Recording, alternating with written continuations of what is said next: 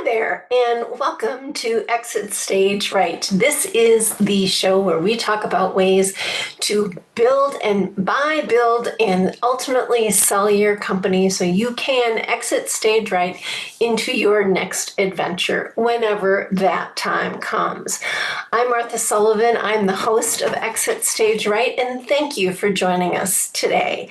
This is a show where we will talk about ways that you can transform your company into its best and brightest self and secure your own financial future in the process. So, what is your favorite four-letter words? We have a little interloper here in the show today. What's your favorite four-letter word? Now, come on. I know, fess up. We all have one, even the most proper and distinguished, disciplined, polite among us secretly have our favorite four-letter word. Maybe it just kind of goes off in our own head, but we all have our own happy four-letter word that goes for it through our minds when we're having that moment. If you've hung out around with me for any period of time, you know that I can be kind of colorful with words, not necessarily using always the four-letter words, but colorful. And you also know that, from time to time, I do let a few choice four-letter ones go fly into a conversation. But it really I did some research on this, and I found out there was a New York Post article just recently in October this year that showed a company, I can't remember the name of the company, did a survey of about 1,500 people across 30 different metropolitan areas to find out how often are you swearing. And we Americans apparently like to swear. They found that on average, the average person swears 21 times a day. Now, it does vary between generations. And interestingly enough, it varies between geographies as well. Phoenix is the least profane, and Columbus, Ohio, was the most profane. And it also said that millennials and Zs are more likely to swear than the baby boomer crowd. Now, that doesn't surprise me at all, that because I have a millennial and a Z, and yeah, it doesn't surprise me that the data showed that they swear on average 24 times a day. So when you think about that, being around somebody that's cussing or swearing that many days, I mean, that's just flippin' crazy, isn't it? That they're swearing that much. When you're around that, it can be rather intimidating. And in certain circumstances, when somebody's letting that type of language fly, it's downright frightening. And so largely speaking, most people do try to avoid using that type of language in a professional setting, and because it's seen as being crass or rude. So it's best to keep a mental checklist of those little four-letter treasures that you need to apply your personal editory to. But in the spirit of exit stage right and how you build your business so that you can eventually exit stage right, I wanted to share with you what I think the number one word is that scares the hell out of business owners. I bet I could actually drop all of the other four-letter words in a sentence and not get a blink, as compared to the horrified deer in the headlights look that I get when I use this word with business owners. Exit. Yes, it's in the name of this program. Exit You didn't realize it. Exit is a 4-letter word. Technically speaking, 4 letters, and just it's perceived as a 4-letter word. It scares the hell out of business owners. Not just a little fear, paralytic fear. I mean, like dead in your tracks, fear, fear, fear.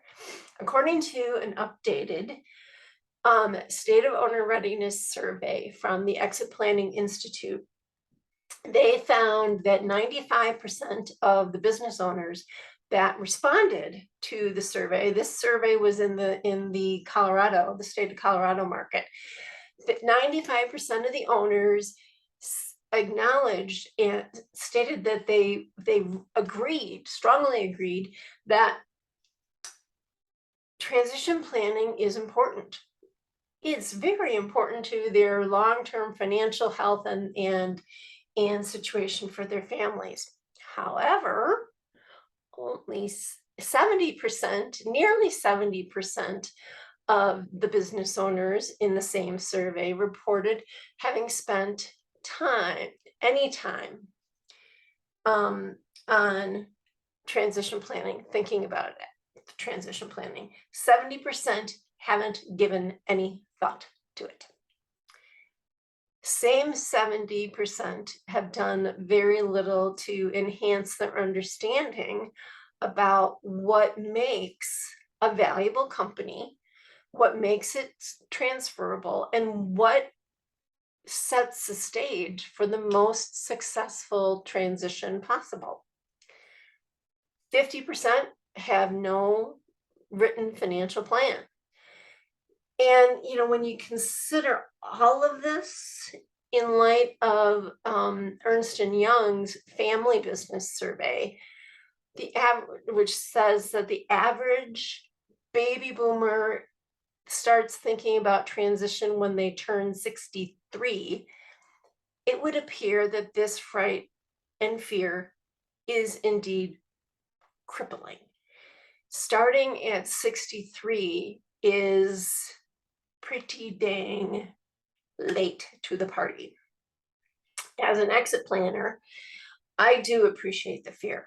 I see it in my clients' eyes, and can hear it in talking with business owners, male and female, of what am I going to do next? Is it going to be enough? Will it sell? Will it not sell? What happens to my employees? There's a lot of fear and around it. And let's face it, none of us really enjoy thinking about major changes in our lives, such as death, disability, divorce, distress, disagreement, all of those things that can force us to leave our companies and our company ownership before we're ready. According to EPI, Exit Planning Institute, that happens 50% of the time. 50%, you and I could flip that coin, and one of us is going to be forced to leave the ownership of our company before we had planned. That's pretty frightening, but none of us also want to think about it. So we kick those things down the road, out of our mind, and we don't think about them until apparently we're 63, because it's uncomfortable and it's framed as the end, something that's negative, and therefore we don't want to think about it because it's icky. Well, I propose we swap out 4-letter words. I think, and in fact, I work really hard to change the language and not use the E word. The F word, now we have the E word. I would propose that if you're one of those business owners that doesn't want to think about the E word, let's change our language a little bit. Replace it with words like life, grow, live, rise, plan, move on. It's 2 words, but you get it. You get to choose what 4-letter word you want to replace exit. The point is that exit is not the end of the world. And exit planning is not funeral planning. It's actually good business strategy and a great life strategy. So many of you have heard of Stephen Covey. If you haven't heard of Stephen Covey, I really encourage you to look him up in his book, The 7 Habits of Highly Effective People. It is a life-changing book, a game changer. So if you think back about when you first heard of Stephen Covey's work, think about it. What was his first habit? The first habit is to begin with the end in mind. And that's what it's really all about. And if you're, rather than the E word, think about life. Think about what you want that end to look like. When you meet yourself at the pearly gates, what is it you want to be able to look back and say, I did this. Part of that time when I did this was with my business. And this is what I did with my time when I decided I was done with this business and I exited it. Oops, left it. Put it in perspective of the end in mind and think about it in that way. Anytime we exit something, we're entering something. And the cool part is we get to decide, at least when it comes to moving on and from ownership of our business, we get to design what comes after. We are empowered to do that. You get to say what your next adventure, new adventure looks like. Look it through the windshield, not the rear view mirror, and decide what you want that to mean for your life. Another 4-letter word. Design how you want to live it. There are things inside you that you haven't tapped into in quite a while, but tap into them. And also apply this to your business, because beginning with the end in mind applies to our companies as well. If your goal is to have a business that will ultimately provide you and your family with financial security and wealth throughout the time that you own it, and when you are ready to reap the value of that asset and move on, you need to act as if that's the plan. It doesn't happen miraculously. You have to take steps to make sure that the business is strong and is ultimately transferable to somebody else to grow and build after you. That's and really that's just good business strategy. That's how you make money, the most money, while you own it and as you harvest that exit process and potentially sell the business. But you have to build a transferable business. If you have an attitude of the business is just here to provide for my daily bread, and you're not thinking the long game, chances are that the company won't be transferable. Chances are that it needed to grow. It needed to put in place practices that help it rise to the next level of growth, of discipline, of really market action. But if you wait like these 63-year-olds, it may not be transferable and there's no time left to do it.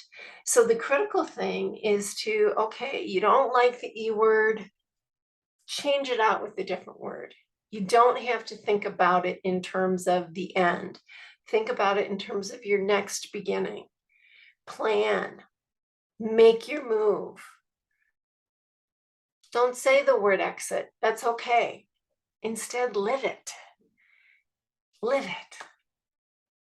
A new, greater 4-letter word, and hopefully one that doesn't scare the hell out of you.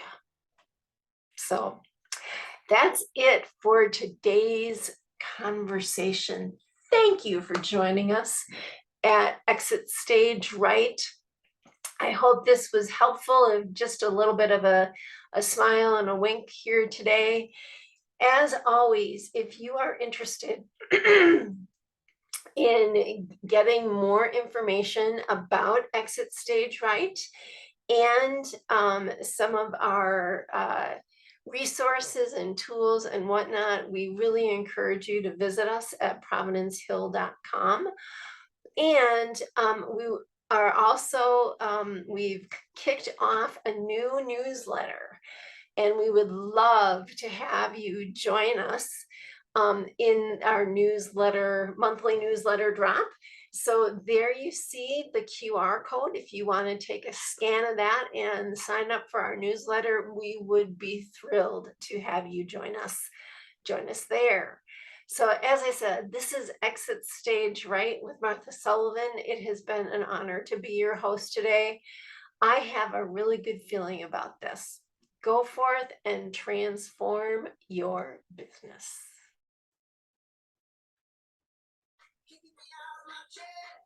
Dancing like I don't care. I've got that good feeling. Shout it out 'cause I can't contain it.